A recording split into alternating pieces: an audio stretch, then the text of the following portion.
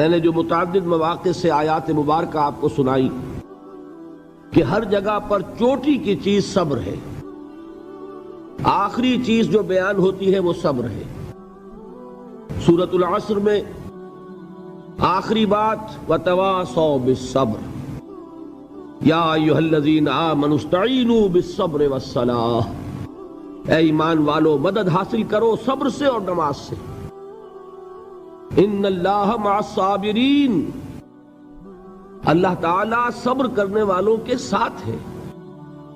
اور پھر آگے چل کر وبشر الصابرین الذین اذا اصابتهم مصیبۃ قالوا انا للہ وانا الیہ راجعون، اے نبی بشارت دیجئے، خوشخبری دیجئے ان صبر کرنے والوں کو کہ جن پر جب بھی کوئی تکلیف یا مصیبت نازل ہوتی ہے تو کہتے ہیں کہ ہم اللہ ہی کے ہیں اور اللہ ہی کی طرف ہمیں لوٹ جانا ہے۔ صبر کا مفہوم ہے اپنے آپ کو تھامنا، روکنا، برداشت کرنا، تحمل کرنا، اور جو بھی اپنا ایک طے شدہ مقصد ہے کسی بھی مخالفت سے بددل ہوئے بغیر، کسی بھی تکلیف یا مصیبت سے ہراساں ہوئے بغیر اس کی طرف پیش قدمی کیے چلے جانا۔ بڑی سخت سردی پڑ رہی ہے، فجر کا وقت ہے، گرم پانی کا اہتمام نہیں ہے، اب اس وقت فجر کی نماز کے لیے اٹھنا، ٹھنڈا پانی اگر ہے تو وضو تو کرنا ہوگا، اس ٹھنڈے پانی سے وضو کرنا، اس وقت لحاف سے نکلنا ہی بہت مشکل، ٹھنڈے پانی سے وضو کرنا اور مصیبت۔ یہ جب تک انسان میں صبر کا مادہ نہ ہوگا ممکن ہی نہیں۔ اس کو کہیں گے صبر علی الطاعہ، اطاعت پر صبر کرنا۔ ناگواری محسوس ہو رہی ہے لیکن اس ناگواری کو برداشت کرتے ہوئے انسان اللہ کے حکم کے اوپر جمع رہے، اللہ کے حکم پر عمل کرے۔ یہ کیا ہے؟ یہ صبر ہے۔ اگر یہ صبر نہیں ہے تو ظاہر بات ہے کہ انسان اللہ کے اس حکم پر عمل نہیں کر سکے گا۔ صبر کا مادہ نہیں ہوگا تو آپ کام نہیں کر سکیں گے۔ اور اسی کا ایک دوسرا رخ ہے، جب آپ دعوت حق کے لیے کھڑے ہوں گے پہلا قدم کیا آتا ہے؟ استہزاء، تمسخر، مذاق اڑانا، جس کی میں مثال اب دینا چاہتا ہوں محمد الرسول اللہ صلی اللہ علیہ وسلم کی شخصیت سے۔ دیکھیے ہم کیا اور ہماری بساط کیا، ہم کیا مبلغ ہوں گے، کیا داعی ہوں گے، ہمارے اپنے دامن پر داغ ہوتے ہیں، لیکن یہ کہ محمد الرسول اللہ کے دامن پر کوئی داغ تھا؟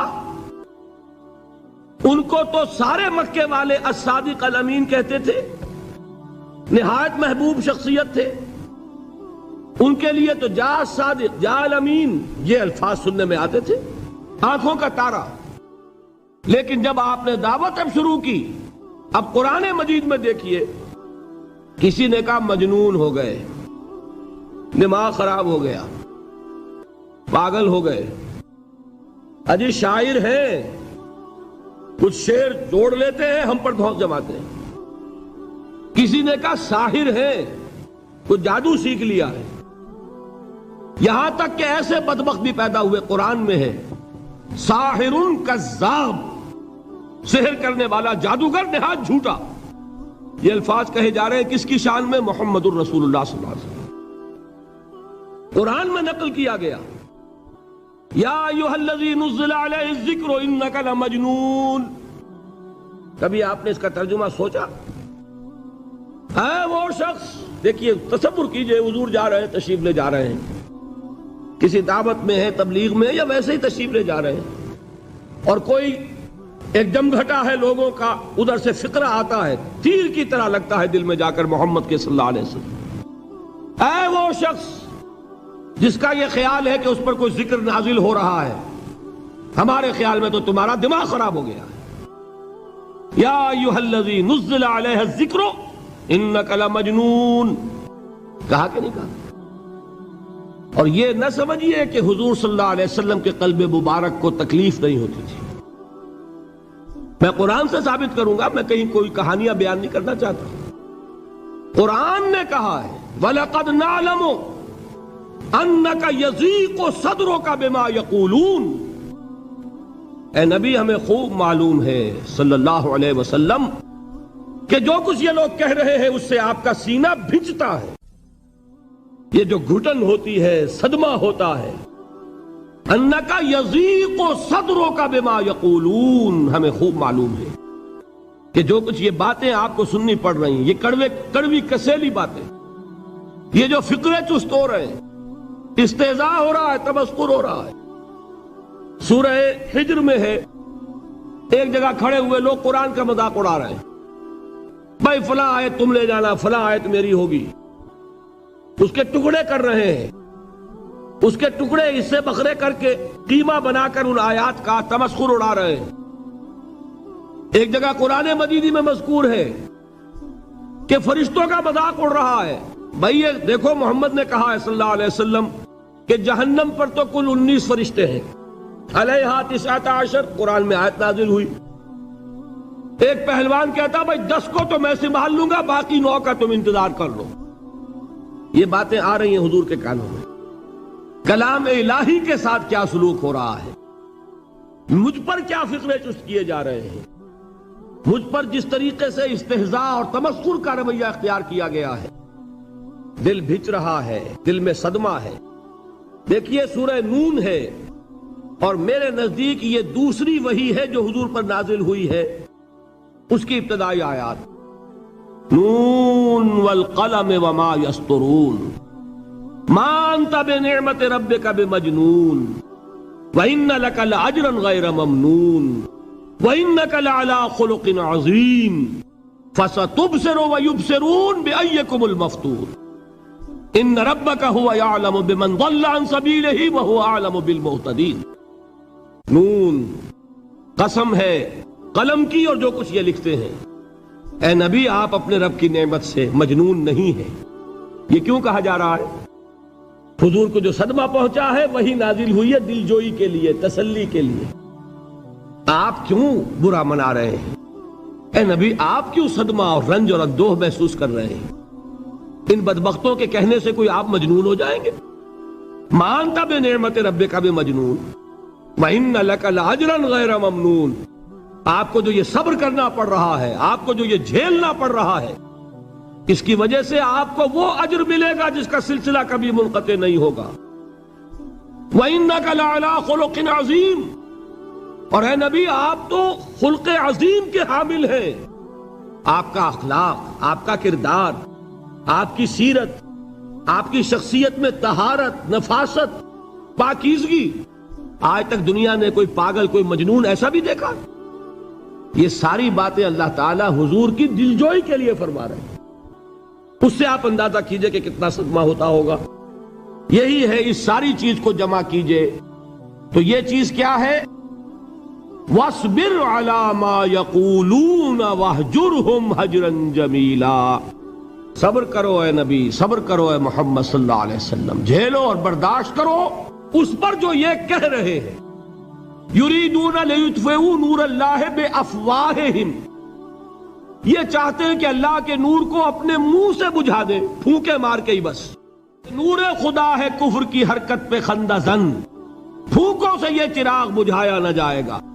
یریدون لیطفئوا نور اللہ بافواہہم واللہ متم نورہ ولو کرہ الکافرون، یہ چاہتے ہیں کہ اپنے منہ کی پھونکوں سے اللہ کے نور کو بجھا دیں، حالانکہ اللہ تعالیٰ تو اپنے نور کا اتمام فرما کر رہے گا، خواہ ان کافروں کو کتنا ہی ناگوار ہو۔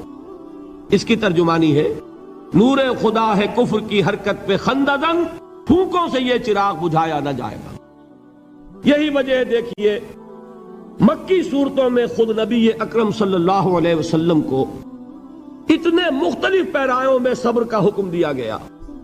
کچھ مثالیں میں دے چکا ہوں، وَلِرَبِّكَ فَاصْبِرْ، اسی طریقے سے وَاصْبِرْ كَمَا صَبَرَ أُولُو الْعَزْمِ مِنَ الرُّسُلِ، اے نبی صبر کیجئے جیسے کہ صبر کیا ہمارے اولو العزم رسولوں نے۔ وَاصْبِرْ وَمَا صَبْرُكَ إِلَّا بِاللَّهِ، اے نبی صبر کیجئے اور آپ کا صبر تو اللہ ہی کے سہارے ہے۔ وَاصْبِرْ لِحُکْمِ رَبِّكَ، یہ سورہ نون جس کی ابتدائی آیات میں نے آپ کو سنائی، نون والقلم وما یسطرون ما انت بنعمت ربک بمجنون، اس کا اختتام کیا ہوتا ہے؟ وَاصْبِرْ لِحُکْمِ رَبِّكَ وَلَا تَكُنْ كَصَاحِبِ الْحُوتِ اِذْ نَادَىٰ وَهُوَ مَكْظُومٌ۔ اے نبی صبر کیجئے اپنے رب کے فیصلے کا، انتظار کیجئے اور اس مچھلی والے کے مانند نہ ہو جائیے۔ مچھلی والا کون؟ حضرت یونس علیہ السلام۔ مچھلی والے نے اپنے دینی حمیت اور غیرت جو تھی اس کی وجہ سے اللہ کے حکم کا انتظار نہیں کیا، اپنی قوم کو چھوڑ کر چل دیے۔ نبی کا، رسول کا یہ معاملہ ہوتا ہے، جیسے کہ آپ کو معلوم ہے کوئی افسر ہے کسی حکومت کا، وہ اپنی پلیس آف ڈیوٹی کو نہیں چھوڑ سکتا، he must stick to his place of duty. بڑے افسرز کے لیے تو یہ بہت بہت اہم بات ہے۔ تو اے رسول، جہاں آپ کو ہم نے تعینات کیا ہے آپ وہاں سے ہل نہیں سکتے کہ ذرا مخالفت ہوئی، لوگوں نے فقرے چست کیے اور آپ کہیں اور چل دیے، دفع ہوئیے، یہ بات نہیں سننا چاہتے میں کسی اور کو سناؤں گا، ہو سکتا ہے نا؟ ہم تو کرتے ہیں نا یہ، اس لیے کہ ہمیں تو اللہ نے کہیں تعینات تو نہیں کیا نا۔ اگر ایک جگہ کے لوگ بات نہیں سنتے، چلو بھائی ہم کہیں اور جائیں گے، وہاں بات سنائیں گے۔ لیکن رسول کا معاملہ ہوتا ہے جو اس کی پلیس آف اپائنٹمنٹ ہے، he can not leave his place without the express permission of اللہ سبحانہ و تعالی۔ آپ نے یہ سنا ہوگا، سیرت کی تقاریر میں پڑھا ہوگا کہ مدینے کی طرف ہجرت کی اجازت حضور نے تمام صحابہ کو دے دی، خود منتظر رہے جب تک کہ اللہ کی طرف سے اجازت نہیں آ گئی۔ حضرت ابوبکر پوچھتے رہتے تھے حضور اجازت آ گئی کہ نہیں؟ نہیں ابھی نہیں آئی۔ حضور اذن آ گیا؟ نہیں آیا، ابھی نہیں آیا۔ حبشہ کی طرف سب کو بھیج دیا، اجازت دے دی جو جانا چاہے چلا جائے۔ حضور کی صاحبزادی جو حضرت عثمان کے نکاح میں تھی وہ بھی ہجرت کر رہی ہے، لیکن حضور تو نہیں گئے۔ رسول نہیں چھوڑ سکتا اپنی جگہ کو، یہاں تک کہ تمام تقریباً صحابہ چلے گئے، حضور رہ گئے، حضرت ابوبکر رہ گئے، حضرت علی رہ گئے، اور حضرت ابوبکر پوچھ رہے ہیں بار بار اجازت آئی یا نہیں؟ نہیں ابھی نہیں آئی۔ حضرت عائشہ نے واقعہ بیان کیا کہ ایک روز اچانک دوپہر کے وقت ہم نے دیکھا کہ حضور نے اپنے پورے جسم کو ڈھانپا ہوا ہے، چہرے کو بھی کپڑے میں ڈھانکا ہوا ہے اور تشریف لا رہے ہیں۔ یہ اس میں تعجب کی بات یہ کہ عرب میں آج بھی آپ کو معلوم ہے کہ یہ چیز جو ہے ان کی روایات کے خلاف ہے کہ دوپہر کے وقت کوئی کسی سے ملنے جائے۔ یہ وقت جو ہے قیلولے کا ہے، آرام کا ہے۔ تو این ٹھیک دوپہر کے وقت تشریف لائے حضور، آپ نے آ کے حضرت ابوبکر سے فرمایا کہ اجازت آ گئی ہے۔ حضرت ابوبکر نے بہت خوش ہو کر ایک بات کہی، حضور میں نے 2 اونٹنیاں تیار کی ہوئی ہیں۔ یعنی اب آپ وہ تو سوچتے تھے نا شاباش ملے گی کہ میں نے تیاری کی ہوئی ہے، میں نے 2 اونٹنیوں کو خوب کھلا پلا کے فربا کیا ہوا ہے، بڑی توانا ہے تاکہ ہم تیزی کے ساتھ سفر کر سکیں۔ حضور نے توقف کیا، فرمایا ہاں ٹھیک ہے، 1 اونٹنی میں استعمال کروں گا لیکن میں اس کی قیمت ادا کروں گا۔ حضرت ابوبکر کی آنکھوں میں آنسو آ گئے، روتے ہوئے کہا حضور مجھ سے یہ مغایرت، کیا یہ جان اور مال کسی اور کے لیے ہے؟ آپ مجھ سے بھی کہہ رہے ہیں میری اونٹنی جو ہے وہ بھی بلا معاوضہ آپ قبول نہیں فرما رہے۔ یہ ہے محمد الرسول اللہ کی غیرت اور حمیت کا معاملہ۔ اب دیکھیے ایک بات عجیب ہے، یہ ربط اپنے ذہن میں رکھیے، اللہ تو صبر کی تلقین کر رہا ہے اپنے رسول کو، اور رسول یہی تلقین کر رہے ہیں اپنے صحابہ کو، صبر کرو، جھیلو، برداشت کرو، ہاتھ مت اٹھانا، کوئی جوابی کارروائی نہیں ہوگی، بلکہ اپنے اوپر جھیلو جو کچھ جھیلنا ہے، ڈٹے رہو، پیچھے مت ہٹنا، یہ صبر ہے، لیکن ہاتھ اٹھانے کی اجازت نہیں۔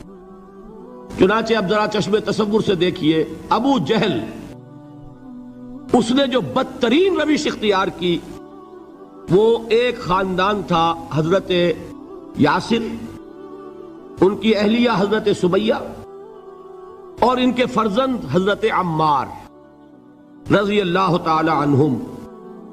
یہ غلام نہیں تھے، حضرت سمیہ تو کنیز تھیں لیکن یاسر غلام نہیں تھے۔ ان کی کہانی یہ ہے، واقعہ یہ ہے کہ یہ بہت نیک آدمی تھے۔ یاسر یمن کے باشندے، انہیں کو خواب میں بشارت ہوئی کہ نبی کا ظہور ہونے والا ہے مکے میں، جاؤ شاید ان کے قدموں تک پہنچ جاؤ۔ یہ یمن سے ترک وطن کر کے مکے آ گئے۔ ابو جہل کا ایک چچا تھا، بہت شریف النفس انسان، اس کے ساتھ معاہدہ کیا حلیف بن کر، اور وہ مکے میں رہنے لگے۔ اس لیے کہ یہ نوٹ کر لیجئے، مکہ اس وقت ایک قبیلے کا شہر تھا، صرف قریش۔ یا قرشی رہ سکتا تھا وہاں، یا قرشی کا حلیف، کہ اگر تو کسی قرشی نے آپ کو امان دی ہوئی ہے تو آپ رہ سکتے ہیں مکے میں، ورنہ نہیں۔ یا تیسرے قرشی کا غلام، غلام تو ملکیت ہی ہے اس کی، جیسے بھیڑ بکری ہے کسی قرشی کی، اسی طرح اس کے غلام ہے۔ یہ تین کیٹیگریز تھی انسانوں کی مکے میں۔ اسی کو نوٹ کیجئے کہ جو بیچارے غلام تھے وہ سب سے زیادہ ستائے گئے، اس لیے کہ غلاموں کے تو حقوق ہی کوئی نہیں تھے۔ بلال غلام تھے، ابو فقی غلام تھے، زنیرہ ایک کنیز تھی، ان کو جو ماریں پڑی ہیں اس کا آپ کو معلوم ہے۔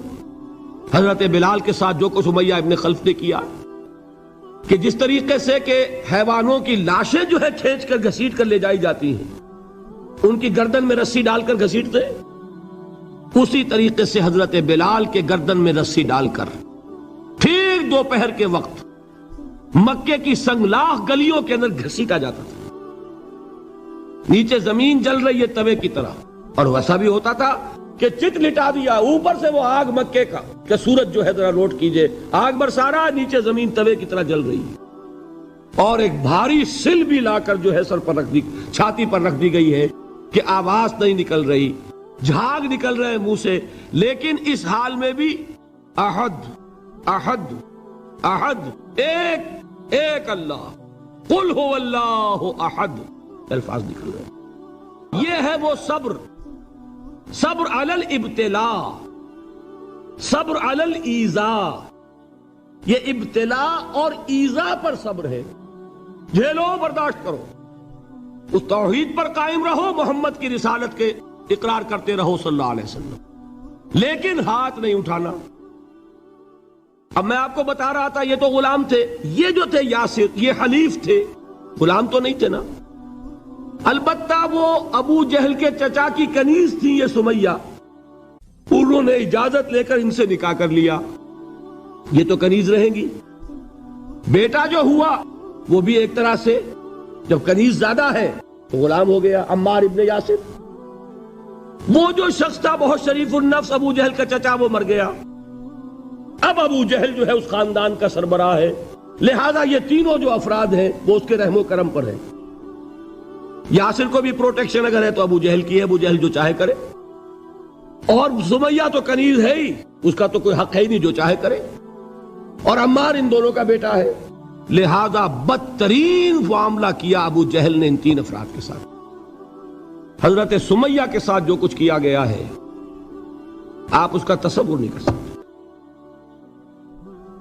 بالآخر جو شہید کیا ہے حضرت سمیہ کو، ایذائیں دے دے کے، سسکا سسکا کے، ان کے جسم کے نازک حصوں کو جلا کے، داغ دے کر، کہتا کیا تھا، ایک دفعہ کہہ دو کہ میرا جو یہ بت ہے یہ بھی الہ ہے، مان لو میں چھوڑ دوں گا۔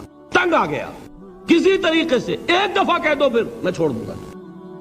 لیکن یہ میاں بیوی حضرت یاسر اور حضرت سمیہ رضی اللہ تعالی عنہما، یہ ہے ثبات، یہ ہے صبر، یہ ہے استقلال، ایک مرتبہ بھی کہنے کے لیے تیار نہیں ہوئے، جو چاہو کر لو، اب ہم تو اس سے پیچھے نہیں ہٹیں گے۔ تنگ آ کر اس نے حضرت سمیہ کی تو شرمگاہ میں برچھا مارا اور شہید کیا۔ حضرت یاسر کے بارے میں ایک روایت یہ ہے، ستا ستا کے، تنگ کر کر کے، آخر کار جو ختم کیا، انہیں شہید کیا کس طرح، 4 سانڈ اونٹ جوان، ان سے رسے باندھے، ایک رسے سے ایک بازو باندھا، دوسرے سے دوسرا بازو باندھا، تیسرے سے ایک ٹانگ باندھی، چوتھے سے دوسری ٹانگ باندھی، اور چاروں کو دوڑایا ہے کہ جسم کے پرخچے اڑ گئے۔ اس وقت سامنے سے حضور گزرتے تھے جبکہ آل یاسر کے ساتھ یہ معاملہ ہو رہا ہے، کیا فرماتے تھے، اسبروا یا آل یاسر فإن موعدکم الجنہ، اے یاسر کے گھر والوں صبر کرو، جھیلو، اس لیے کہ تمہارے وعدے کی جگہ جنت ہے۔ اللہ تعالیٰ ادھر آنکھ بند ہوگی ادھر جنت میں تمہارا داخلہ ہو جائے گا۔ یہ ہے تواصوا بالصبر والعصر ان الانسان لفی خسر۔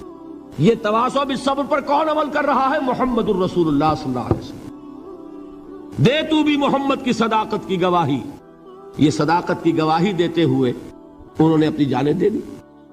4 سے لے کر 12 تک 8 برس، اس کو کہتے ہیں پرسیکیوشن، فزیکل پرسیکیوشن، تشدد، مار پیٹ، جلانا، دہتے ہوئے انگاروں پر لٹانا، فاقے رکھنا، بھوکے رکھنا، ان کو ڈال دی گئی زنجیریں، گھروں میں بند کر دیا گیا نوجوانوں کو۔ حضرت عثمان کو چچا نے ان کے ایک چٹائی کے اندر لپیٹا اور دھونی دے دی، دم گھٹ رہا ہے، جان نکل رہی ہے۔ حضرت مصعب بن عمیر رضی اللہ تعالی عنہ، وہ نوجوان 200 درہم کا جوڑا ان کا سل کر آتا تھا شام سے تیار ہو کر، لباس معطر ہوتا تھا، جدھر سے نکل گیا پوری گلی جو ہے وہ معطر ہو گئی، انگلیاں اٹھ رہی ہیں، وہ جا رہا ہے مصعب، یہ خوشبو اس کی ہے۔ اس مصعب کے ساتھ کیا سلوک کیا؟ باپ تو مر چکا تھا، ماں نے پالا تھا، دولت بہت چھوڑ کر گیا تھا باپ، لہذا ماں نے بڑے ناز و نام میں پالا، بڑے لاڈ پیار میں، 200 درہم کا جوڑا تیار ہو رہا ہے۔ لیکن یہ کہ آپ کو معلوم ہے عرب کے اس معاشرے میں عورت کی کوئی حیثیت نہیں تھی، ماں کا اختیار نہیں تھا، چچا تھا اب سربراہ خاندان کا۔ چچا نے کہا مصعب اگر تم نے اپنے باپ کا دین چھوڑ دیا ہے تو باپ کی دولت پر بھی تمہارا کوئی حق نہیں ہے، نکل جاؤ گھر سے۔ اس نے یہ سوچا تھا کہ مصعب کے ہوش ٹھکانے آ جائیں گے، دن میں تارے نظر آ جائیں گے، ناز و نام میں پلا ہوا گھر سے نکل کے جائے گا کہاں؟ یہ سارا نشہ جو ہے توحید کا یہ ہرن ہو جائے گا۔ حضرت مصعب کا جواب بالکل برعکس تھا، اچھا ٹھیک ہے چچا جان، میں گھر چھوڑتا ہوں۔ وہی بات جو کبھی کہی تھی ابراہیم نے، باپ نے کیا کہا تھا؟ واجرنی ملیہ، جاؤ چلے جاؤ، دفع ہو جاؤ میری نگاہوں سے۔ حضرت ابراہیم نے کیا جواب دیا تھا؟ سلام علیک ساستغفر لک ربی انہ کان بی حفیہ۔ اچھا ابا جان، آپ کا حکم یہی ہے تو میں چلتا ہوں، آپ پر سلامتی ہو، میرا رب مجھ پر بڑا مہربان ہے، میں اس سے آپ کے لیے استغفار کروں گا۔ جلدی، یہی جو ہے حضرت ابراہیمی کی نسل ہے نا قریش۔ آج ابراہیم کے ایک بیٹے کے ساتھ وہی معاملہ ہو رہا ہے، مصعب کے ساتھ، اور مصعب چلنے کے لیے تیار ہو گئے۔ چچا نے سوچا، میں سمجھتا تھا کہ ہوش ٹھکانے آ جائیں گے، یہ تو تیار ہو گیا نکلنے کے لیے۔ غصے میں آ کے اگلی بات کہی، یہ کپڑے جو پہنے ہوئے تم نے یہ بھی اسی مشرک باپ کی کمائی کے ہیں، اتارو ان کو۔ وہیں کپڑے اتارے، مادر زاد برہنہ گھر سے نکالے گئے۔ ماں کے پاس پہنچے، ماں نے آنکھوں پر ہاتھ رکھے، مصعب کیا ہوا؟ ماں سے کہتے ہیں کہ ماں میں موحد ہو گیا، اور وہاں سے گئے، پھر حضور کی خدمت میں کپڑے کہیں سے مانگے ہوں گے۔ یہ مصعب ہیں 200 درہم کا جوڑا پہننے والے۔ جب حضور پر مدینے کے 12 افراد ایمان لائے تھے، بیعت عقبہ اولیٰ ہوئی، انہوں نے کہا کہ حضور ہمیں کوئی شخص اپنا ایسا شاگرد دیجئے جو ہمیں قرآن پڑھا سکے۔ حضور نے حکم دیا مصعب جاؤ، اب مدینے جاؤ، یثرب جاؤ، یثرب والوں کو قرآن پڑھاؤ، انہیں تبلیغ کرو۔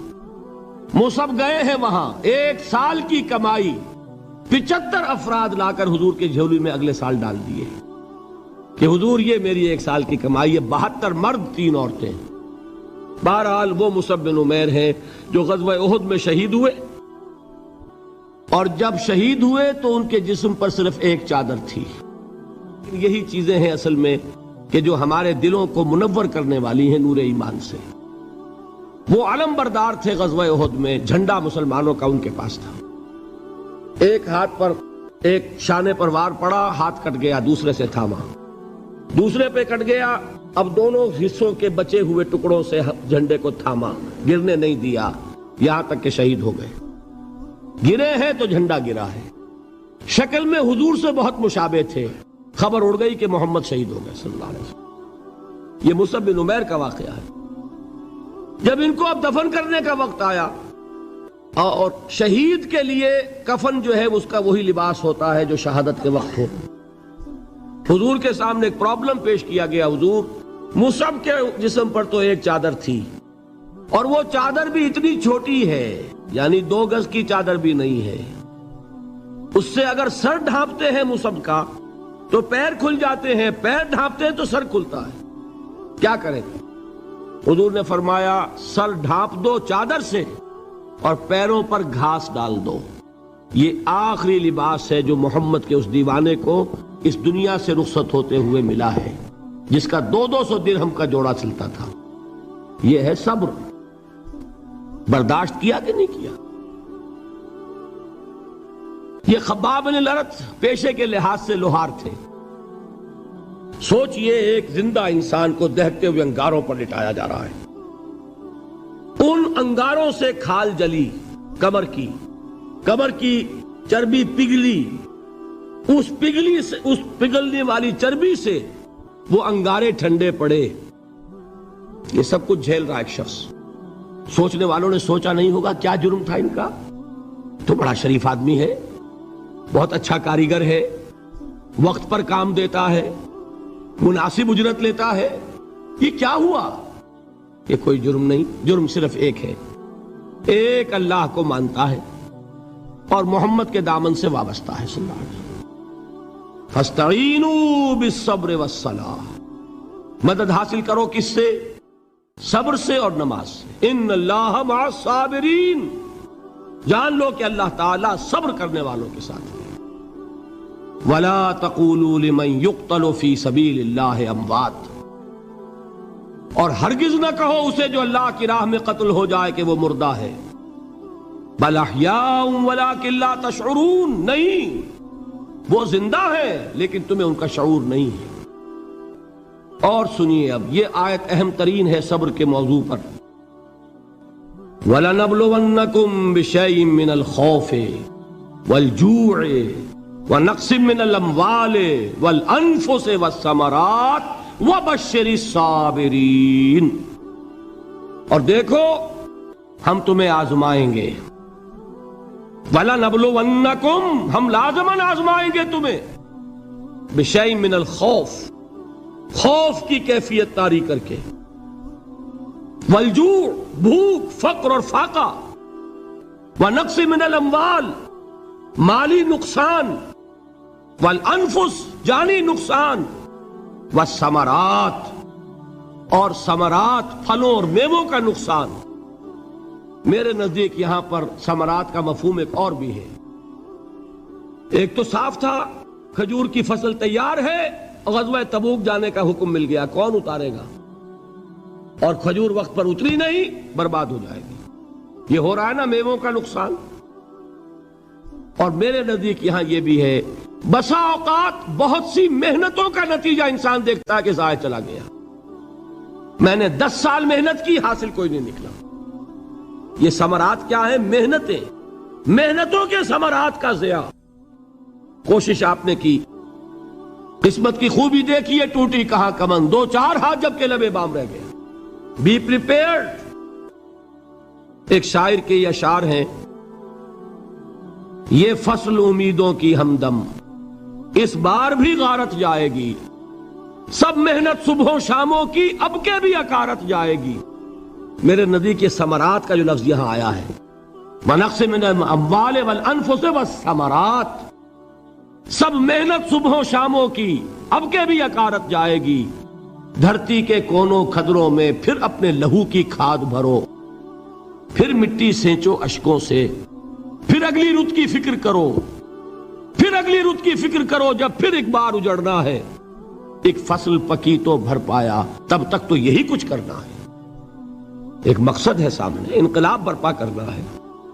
ایک کوشش ناکام ہو جائے کوئی پرواہ نہیں، نیکسٹ، پھر تیار رہو ناکامی کے لیے۔ ایسا نہ ہو جو انگریزی میں کہتے ہیں hope for the best but be prepared for the worst. ایسا نہ ہو کہ دوسری مرتبہ ناکام ہو کے بددل ہو جاؤ، تمہاری ہمتیں جواب دے جائیں، نہیں، پہلے سے تیار رہو کہ دوسری مرتبہ بھی ناکامی آئے تو آئے، لیکن جب تک کہ کامیابی حاصل نہیں ہوتی ہمیں یہ کام کیے چلے جانا ہے۔ دیکھیے سیرت میں آیا کہ نہیں یہ واقعہ؟ بدر میں مسلمانوں کو فتح ہوئی تو احد میں زک پہنچی کہ نہیں؟ 70 صحابہ شہید ہوئے کہ نہیں؟ اگر ان کی ہمتیں جواب دے جاتی تو گاڑی کیسے چلتی آگے؟ تو فرمایا وَلَنَبْلُوَنَّكُمْ بِشَيْءٍ مِّنَ الْخَوْفِ وَالْجُوعِ وَنَقْصٍ مِّنَ الْأَمْوَالِ وَالْأَنفُسِ وَالثَّمَرَاتِ، ہم تمہیں لازماً آزمائیں گے خوف کی کیفیت سے، فقر و فاقے کی کیفیت سے، بھوک سے، جان کے نقصان سے، مال کے نقصان سے، محنتوں کے حاصل کے ضائع ہو جانے سے۔ وَبَشِّرِ الصَّابِرِينَ، اور اے نبی بشارت دیجئے صبر کرنے والوں کو۔ الَّذِينَ إِذَا أَصَابَتْهُمْ مُصِيبَةٌ، وہ کہ جب ان پر کوئی تکلیف آئے، کوئی مصیبت آئے، کوئی آزمائش آئے، قَالُوا إِنَّا لِلَّهِ وَإِنَّا إِلَيْهِ رَاجِعُونَ، وہ یہ کہیں کہ ہم اللہ ہی کے ہیں، اللہ ہی کی طرف لوٹ جانا ہے۔ یہ وہی انداز ہے جو میں نے فارسی کا شعر سنایا تھا آپ کو کہ سرے تسلیم خم ہے جو مزاج یار میں آئے۔ وہ ہمارا مولا ہے، ہمارا آقا ہے، اگر اسے یہی منظور ہے تو ہمیں بھی یہی منظور ہے۔ میں نے تسلیم و رضا کی بات کی تھی نا، آپ کو کچھ شعر سنائے تھے، ایک شعر اور سنیے، اور یہ کس کا ہے؟ محمد علی جوہر کا۔ ایک مرتبہ جیل گئے، ان کی ایک بیٹی جوان بیمار ہوئی، فوت ہو گئی، باہر چھوڑا انگریز نے، جاؤ بھائی دفن کر دو بیٹی کو۔ دوسری مرتبہ جیل گئے، دوسری جوان بیٹی اسی مرض میں مبتلا ہوئی۔ اب یہ جیل میں ہے، خبر پہنچی کہ دوسری بیٹی کے اوپر بھی اسی مرض کا حملہ ہوا ہے۔ ایک نظم لکھی ہے جس کا آخری شعر یہ ہے، تیری صحت ہمیں منظور ہے لیکن اس کو نہیں منظور تو پھر ہم کو بھی منظور نہیں۔ یہ ہے، جب تک یہ کیفیت نہ ہو اس میدان میں آدمی ثابت قدم نہیں رہ سکتا کہ میرے رب کو اگر یہ منظور ہے تو یہی مجھے منظور ہے، اور تیری صحت ہمیں چاہیے تو ضرور، لیکن ہمارے رب کو منظور نہیں تو ہمیں بھی منظور۔ راضی برضائے رب۔ وَبَشِّرِ الصَّابِرِينَ الَّذِينَ إِذَا أَصَابَتْهُمْ مُصِيبَةٌ قَالُوا إِنَّا لِلَّهِ وَإِنَّا إِلَيْهِ رَاجِعُونَ۔ نہ شود نصیب دشمن کے شود ہلاک تیغت، سر دوستہ سلامت کے تو خنجر آزمائی۔ اولئک علیہم صلوات من ربہم ورحمہ، یہی ہے وہ لوگ جن پر ان کے رب کی طرف سے عنایتیں ہیں اور رحمتیں ہیں۔ وَأُولَئِكَ هُمُ الْمُهْتَدُونَ، اور یہی ہے وہ لوگ جو کامیاب ہونے والے ہیں، ہدایت پانے والے، ہدایت یافتہ۔ وَالصَّابِرِينَ فِي الْبَأْسَاءِ وَالضَّرَّاءِ وَحِينَ الْبَأْسِ، اور صبر کرنے والے، اصل نیکی ان کی ہے، جسمانی تکلیفوں میں صبر کرنے والے، فقر اور فاقے میں صبر کرنے والے، اور جنگ کے وقت صبر کرنے والے۔ اولئک الذین صدقوا واولئک هم المتقون، یہ ہے وہ لوگ جو صبر کرنے والے ہیں، یہ ہے جو سچے ہیں، جو اپنے دعوے میں نیکی کے اور ایمان کے صادق ہیں، اور یہی وہ لوگ ہیں جو متقی۔ اللہ تعالیٰ نے کیسے کیسے مسلمانوں سے کہا، مسلمانوں تمہیں زک پہنچی ہے تو انہیں بھی تو پہنچی تھی، ان کے 70 نہیں مارے گئے تھے بدر میں، ان کے حوصلے جو ہیں وہ تو پست نہیں ہوئے، وہ اگلے سال آ گئے تم پر چڑھائی کر کے۔ تم کیوں اتنا برا مان رہے ہو؟ تمہارے دل اتنے زخمی کیوں ہو گئے؟ تمہیں تکلیف پہنچتی ہے تو انہیں بھی پہنچتی ہے۔ اپنی غیرت جو ہے ہمیں ذرا اس کا جائزہ لینا چاہیے۔ لوگ باطل نظریات کے لیے کتنی قربانیاں دے رہے ہیں، لوگ باطل چیزوں کے فروغ کے لیے کتنی محنتیں کر رہے ہیں۔ جیسا کہ میں نے ابھی کہا تھا، اسی غیرت کو چیلنج کرنے کے لیے، ذرا آپ کی حمیت دینی کو جوش دلانے کے لیے، قادیانی نوجوان کتنی تعداد میں اپنے آپ کو دین کے لیے وقف کرتا ہے، اور آپ کتنے نوجوان ہیں جو اپنے آپ کو دین کے لیے وقف کر دیں، اور ہوں وہ کھاتے پیتے گھرانوں کے لوگ۔ یہ نہیں ہے کہ اگر کوئی اور کام نہیں کر سکتا تو پھر یہ ہے کہ وہ دین کے کام میں لگ جائے۔ باصلاحیت لوگ، کھاتے پیتے لوگ، ذہنی استعداد رکھنے والے لوگ، اونچے گھرانوں کے لوگ، وہ وقف کریں اپنے آپ کو دین کے لیے۔ اس کے بغیر کیسے باہر آ جائے گی، کیسے رونق آ جائے گی؟ تو دنیا میں باطل نظریات والے جو ہیں، یہ بات کہی گئی ہے، مسلمانوں تم اگر توحید کے لیے لڑ رہے ہو، دیکھتے نہیں ابو جہل کو، اس نے گردن کٹوائی ہے شرک کے لیے، شرک کے لیے گردن کٹوائے، اور تم توحید کے لیے گردن کٹوانے کو تیار نہ ہو۔ اس نے گردن کٹوائی کہ نہیں کٹوائی؟ اور کس طرح کٹوائی ہے؟ چونکہ بڑا متکبر قسم کا، فرعون قسم کا شخص تھا، جب گردن کاٹنے لگے تو کہتا ہے ذرا نیچے سے کاٹنا تاکہ جب تم نیزے کے اوپر چڑھاؤ میرے سر کو تو اونچا نظر آئے، معلوم ہو سردار کا سر ہے۔ وہ بدبخت مرتے ہوئے بھی جو اس کی کیفیت تھی نا، اس کو ذہن میں رکھیے۔ تو یہ اس لوگوں نے قربانیاں دی، جانیں دی، تو فرمایا اگر تم ان سے زیادہ قربانی نہیں دو گے، یہ نوٹ کر لیجئے اس کو، مجرد اگر حق کو غالب کرنا اللہ کے ذمے ہو تو آنے واحد میں غالب کر دے گا، تمہیں تکلیف ہی دینے کی ضرورت نہیں۔ سمجھ رہے؟ کیا اللہ کے مقابلے میں کوئی باطل کی طاقت ٹھہر سکتی ہے؟ یہ تمہارے ایمان کا امتحان ہے، یہ تمہارے خلوص کی آزمائش ہے، یہ تمہارے امتحان کا ثبوت درکار ہے کہ اللہ تعالیٰ دیکھنا چاہتا ہے تم اس کے لیے اپنی جانیں قربان کرنے کو تیار ہو کہ نہیں، تم اس کے لیے تن من دھن لگانے کو تیار ہو کہ نہیں۔ اور یہ جان لو کہ اگر کفار اور مشرکین اور ملحدین اور باطل نظریات والے وہ جو کچھ قربانیاں اپنے باطل نظریات کے لیے دے رہے ہیں، ان سے زیادہ اگر تم نہیں دو گے تو حق غالب نہیں ہوگا۔ انہوں نے جو صبر کیا ہے اپنے باطل نظریات پر، اگر تم اس سے زیادہ صبر کا ثبوت نہیں دو گے اپنے اس حق پر تو حق غالب نہیں ہوگا۔ اس لیے فرمایا یا ایھا الذین آمنوا اصبروا وصابروا، نہ صرف یہ کہ صبر کرو بلکہ صبر میں اپنے دشمنوں سے آگے نکلو، ان کے صبر سے بڑھ کر صبر کرو۔ ورابطوا، مرابطہ کہتے ہیں چوکس رہنا، ہوشیار، پہرا دو، ایسا نہ ہو کہ دشمن جو ہے غفلت میں تمہارے اوپر کوئی حملہ جو ہے کر بیٹھے۔ واتقوا اللہ، اور اللہ کا تقوی اختیار کرو، لعلکم تفلحون، تاکہ تم فلاح پاؤ۔ یہ ہے حضرات تواصوا بالصبر۔ میں نے عرض کیا تھا ہر جگہ پر آپ کو چوٹی کی بات صبر ملے گا۔ آیت الکرسی، آیت البر جو میں نے آپ کو سنائی آخر میں، والصابرین فی الباساء والضراء وحین الباس، حامیم السجدہ، وما یلقاها الا الذین صبروا وما یلقاها الا ذو حظ عظیم۔